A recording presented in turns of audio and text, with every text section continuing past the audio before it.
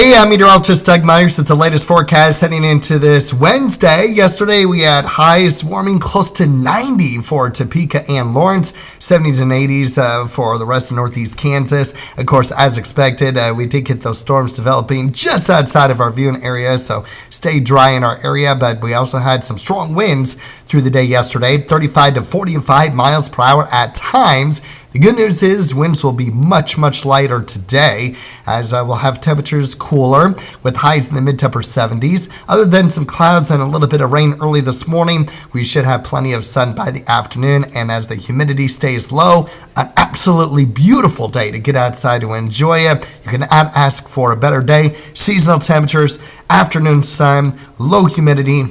It doesn't last long, though, because you can see by tomorrow afternoon, the humidity increases, and that's going to be setting us up for the return of storms during that time as well. So here's Supercast showing the clouds clearing out during the morning hours, giving us afternoon sun.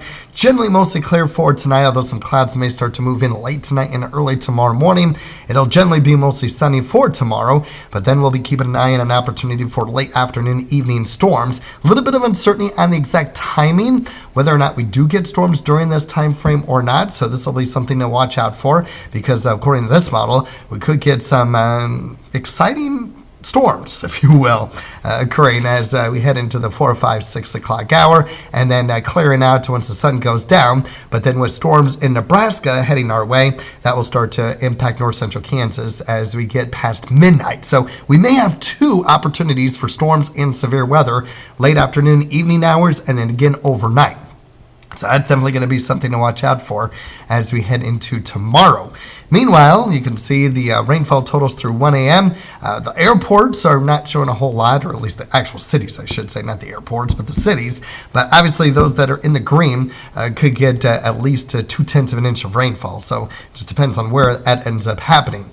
And taking a look at the rest of the night and early Friday morning, according to the other computer models, the graph that you see there doesn't show a whole lot. Most of the heavier rain stays up closer to the Nebraska-Kansas border, and then just a little bit of uncertainty and other specific details on how much rain to expect in the other computer models. So definitely something that we'll keep an eye on, but it is our next best chance of rain. Yes, even though we have some rain from last night and early this morning, we'll get our next opportunity for rain, and especially thunderstorms as we head into late tomorrow afternoon and especially tomorrow night. Slight risk of severe weather. I still think hail and wind are going to be our primary concerns, but we'll keep an eye on that tornado threat, especially for the late afternoon, evening storms if they do pop up. As temperatures remain generally staying steady, if you will. Upper 70s and low 80s across much of the next 8 days.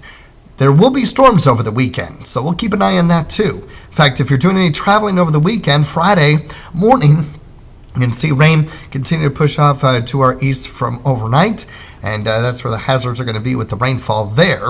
As we head into Saturday, just some rain here and there across the country, increasing across the middle part of the country, including us here in northeast Kansas, late Saturday into Saturday night.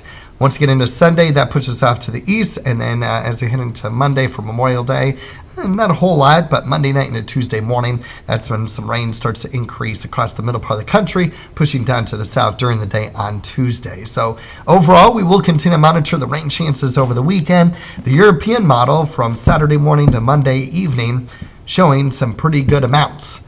I still think the majority of it will occur at night, but we'll keep an eye on the daytime hours. And taking a look at the GFS, as we're looking at pretty widespread rain. So rain is going to be likely over the weekend. I don't see that going away. It's just a matter of the timing, how much that will impact any potential outdoor plans, and especially ceremonies that take place Monday. We'll definitely keep an eye on that. So a quick check of our extended outlooks. It does look like we do get into a period of below average temperatures in the 6 to 10 day outlook, and then we continue with the wetter than normal conditions in that 3 to 4 week outlook. So it still looks like as we get closer to June and into June itself, we are looking at that probability of wetter than normal conditions, which is good because summer, it's good because summer typically is dry. Might be wet in June. Who knows what happens in July and August, but definitely something that we'll be focusing on, and certainly focusing on the next 8 days with all of our chances for opportunities of storms. A lot of it being at night, but keeping an eye on those daytime chances chances both early in the morning and then again in the late afternoon, evening hours, with the majority of the middle part of the day dry, the way it looks right now. Have a good day.